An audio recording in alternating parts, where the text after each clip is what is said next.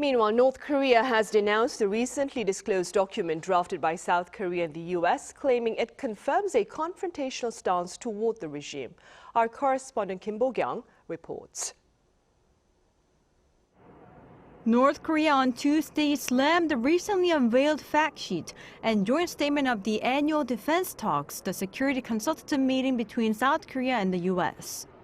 Pyongyang's official response comes 4 days after the documents were released last Friday, saying such documents formalized Seoul and Washington's confrontational stance against Pyongyang.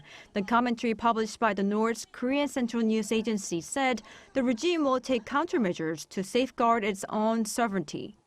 The commentary argued how the announcements from the summit helped the North clearly see the Trump administration's stance toward the regime. Particularly, the regime said U.S. reaffirming the goal of the North's complete denuclearization shows its confrontational intent to completely deny the regime's identity and existence. Regarding the part that said South Korea and the U.S. would cooperate to implement the 2018 North Korea-U.S. joint statement made in Singapore, Pyongyang said this showed the shameless side of Washington and said that the U.S. had scrapped and nullified past agreements. On the U.S. approval for South Korea to build nuclear-powered submarines, the regime criticized the move as a grave development that destabilizes not only the military and security landscape of the Korean peninsula, but the entire Asia-Pacific region. Calling South Korea's pursuit of nuclear submarines a stepping stone for its own nuclear armament, it warned that this will inevitably trigger a nuclear domino effect and spark arms races in the region.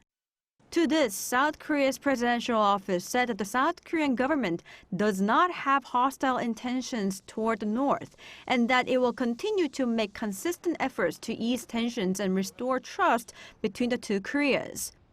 The top office underlines that the security cooperation between Seoul and Washington is to strengthen security and safeguard national interests.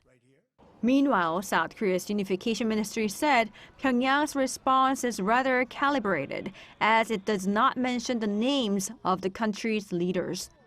Kim Bo-kyoung, Arirang News.